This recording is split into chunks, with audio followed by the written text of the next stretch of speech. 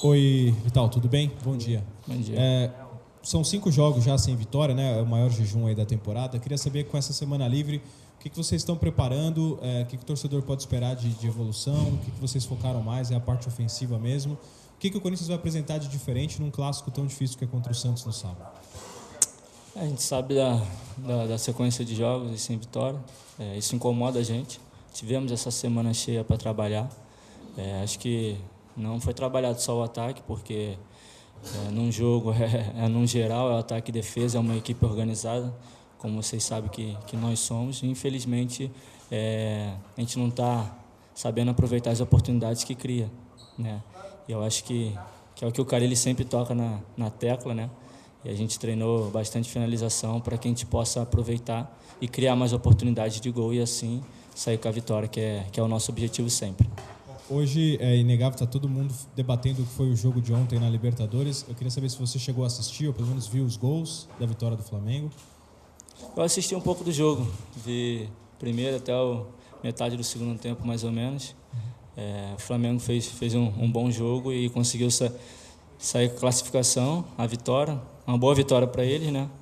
Um time que merece, está fazendo por onde, tem jogado um bom futebol, então acho que o Brasil vai estar bem representado na final da Libertadores. E a grande pergunta que eu queria só para complementar é, muita gente falando assim, por que só eles conseguem jogar daquele jeito?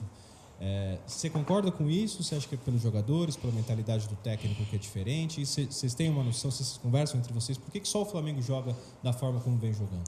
Cara, o Flamengo tem um estilo de jogo, assim como o Grêmio tem um estilo de jogo, como o São Paulo tem outro, o Corinthians tem outro. A gente não pode padronizar um estilo de jogo no futebol brasileiro que é o estilo de jogo do Flamengo. Senão, imagina, todo mundo jogasse da forma que o Flamengo joga, como é que seria o jogo? Ou seria chato ou seria muito bom. Então, a gente não pode padronizar um jogo. Então, acho que se fala muito nisso, né? De, o Flamengo está jogando bom futebol. Sim, está jogando bom futebol. Tem feito resultados, tem ganhado jogos, jogando bom futebol, sim, mas não é que a gente tem que padronizar o futebol brasileiro como o futebol do Flamengo. O Grêmio também joga um bom futebol, nem por isso saiu com a classificação, nem por isso está em primeiro no brasileiro. Então, cara, eu acho que está sendo muito padronizado. Cada equipe joga o seu futebol, tem o seu padrão de jogo, cada equipe tem seu técnico e jogadores no elenco. Então, não tem como padronizar e falar que o Flamengo, para todas as equipes jogarem futebol do Flamengo, eu acho que isso é impossível. Vital, bom dia. Ainda falando sobre as consequências dessa semifinal da Libertadores, Grêmio eliminado da competição continental. Mais um concorrente aí do Corinthians nessa disputa de G6, G4. Como é que você vê ter mais essa disputa com o time gaúcho? Tenho certeza que o Grêmio vai vir com força máxima agora, né, brasileiro. Tem um grande elenco, tem jogado também sempre. A equipe já está bem junta, não sei, 2, 3 anos, eu acho que ele já tem um elenco bem qualificado, bem forte. Tenho certeza que eles vão vir para a briga, como os outros também. O Campeonato Brasileiro é um campeonato muito disputado. Então, o Grêmio vai ser mais uma equipe a brigar pelo G6, pela Libertadores, e assim seja. Mais uma equipe que a gente vai ter que bater de frente. Você já foi perguntado aí sobre o que tem sido treinado essa semana, se é jogadas ofensivas ou defensivas. Você respondeu que o time busca o equilíbrio. Mas o que a gente tem estreado, pelo menos nos 2 últimos jogos, o Corinthians saiu um pouquinho da sua característica, né? Buscou mais o ataque contra Goiás, contra o Cruzeiro, criou mais, mas também ficou mais exposto. A tendência é conseguir melhorar ainda esse lado ofensivo ou é dar 2 passos para trás, para antes destes jogos, a hora de ter mais segurança, deixar de perder, por exemplo? Não, cara, a nossa procura é sempre melhorar aquilo que não tá dando certo, né?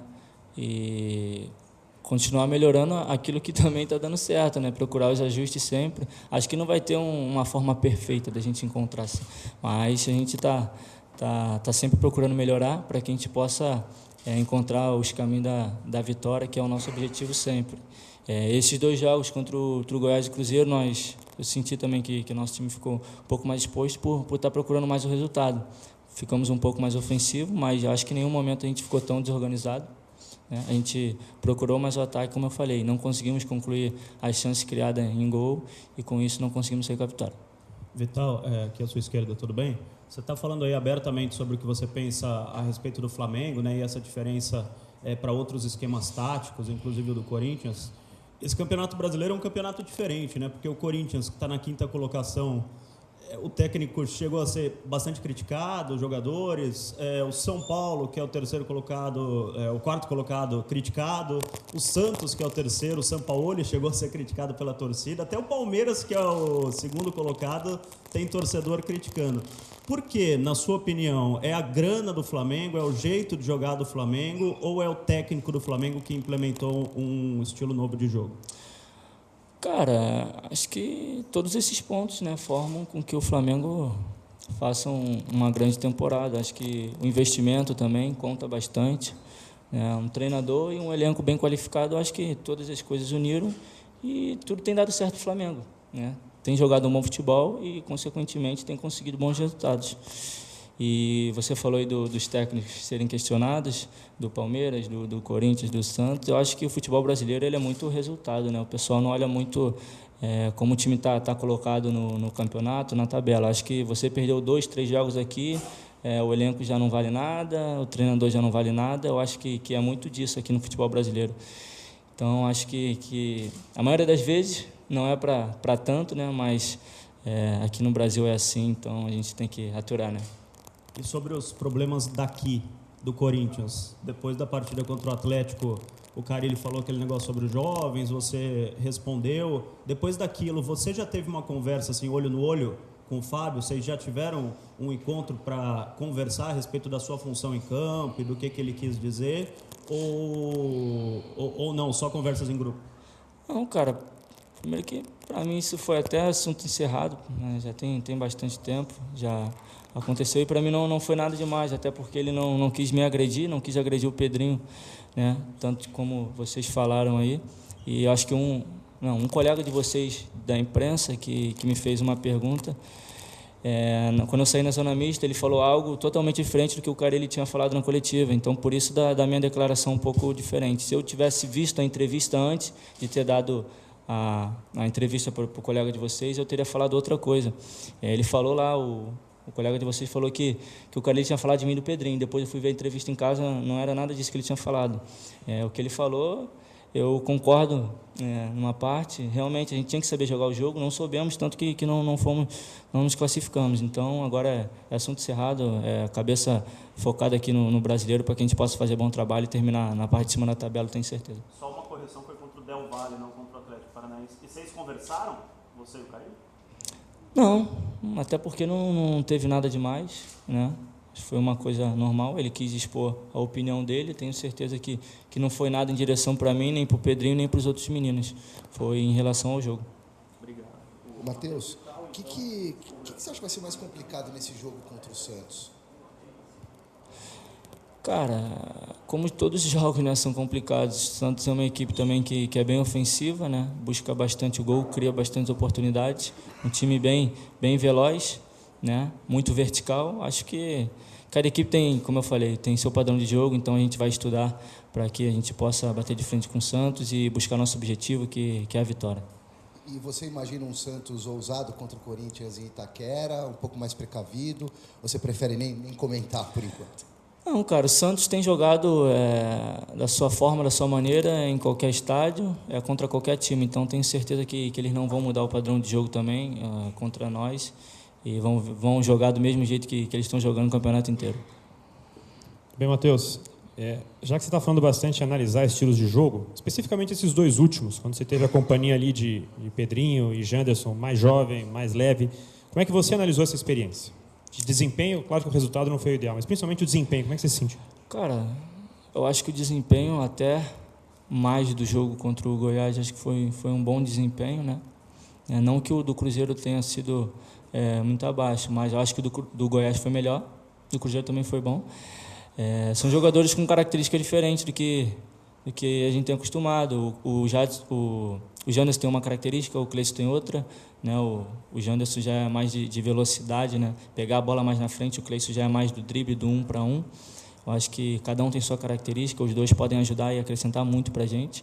E com o Pedrinho, todo mundo sabe da qualidade do Pedrinho, jogar com ele é muito fácil, um jogador de muita qualidade. Eu acho que fizemos como eu falei, fizemos um bom jogo.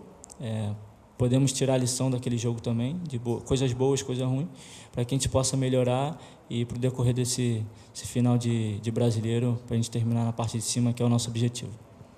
Especificamente, você falou bastante do jogo contra o Goiás. Impressão de campo, tá, Matheus? Que estava ali na transmissão.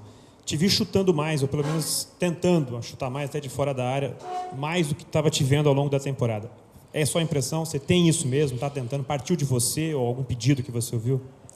Cara, acho que foi sempre uma das minhas características, até desde a base do Vasco, sempre gostava de cortar para dentro e chutar, como eu jogava muito pela esquerda. E o Carille tem me cobrado, desde que eu cheguei aqui, para que eu possa fazer isso mais vezes e criar mais oportunidades, não só para mim, mas como para os meus companheiros. Ou quando cortar para dentro, não der para chutar, achar um passe, jogar mais perto da área. Ele tem me cobrado bastante e é uma cobrança que eu faço também sempre, para que eu possa não só tá me ajudando, né, próprio, mas como ajudando a equipe, que é o mais importante. Matheus, até o ano passado, os times que acabavam jogando na retranca até conseguiam bons resultados e títulos também. Depois da chegada do Sampaoli, do Jorge Jesus, o Santos bem ofensivo, o Flamengo ofensivo, o Santos chegou a liderar o Campeonato Brasileiro por um bom tempo. Hoje o Flamengo abre 10 pontos. Cada vez mais o futebol defensivo está perdendo espaço, quer dizer, os times vão precisar se reciclar, vão precisar atacar para ganhar? Cara, eu acho que não é um futebol defensivo, eu acho que é um futebol mais organizado, né? Mais precavido, não tão vertical quanto os outros. Mas eu acho que à medida que o tempo passa, você tem que se reciclar, você tem que se reformular, porque vem novas ideias, vem novas táticas, vem novos treinadores impondo, então acho que o jogo tem que ser batido de frente, então você se estuda mais, e como tem um time muito vertical e treinadores vêm com novas ideias, eu acho que você tem que estar sempre melhorando, vendo o melhor para a equipe, que é o mais importante sempre.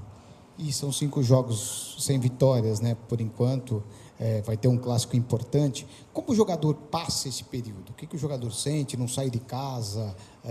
Tenta se resguardar um pouco mais nesse período ruim? Como é que é para vocês? Cara, a gente sabe que é um período chato, né? Um período complicado, onde os torcedores não estão satisfeitos, estão corretos.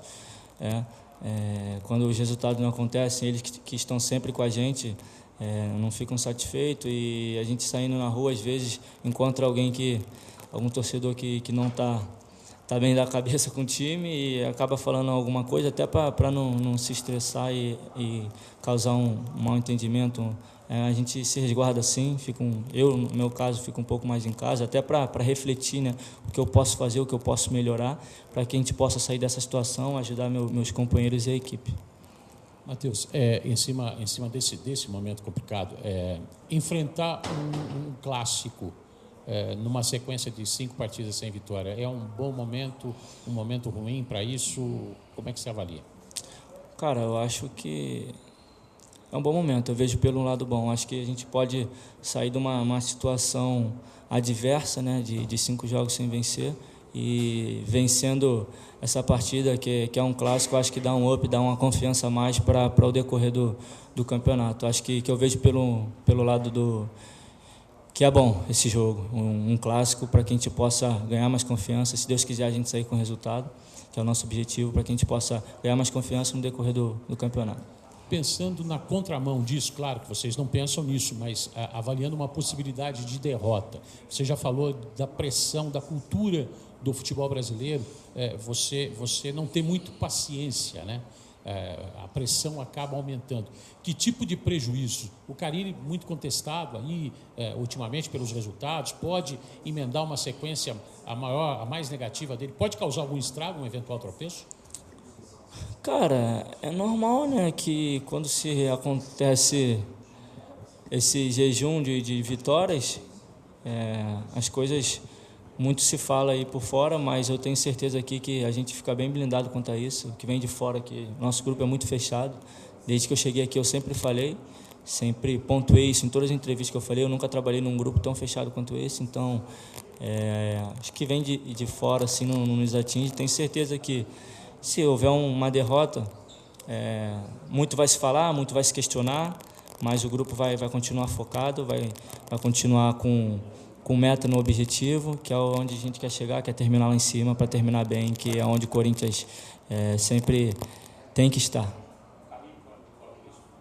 Cara, eu não posso falar isso, né? Eu não trabalho na direção, então eu deixo isso pro Duílio, pro Andrés, eles que têm que responder essa pergunta. Só para complementar isso que você falou, Vital, o grupo está fechado. O Carille se integra nesse grupo? Os jogadores estão fechados com o treinador? Com certeza.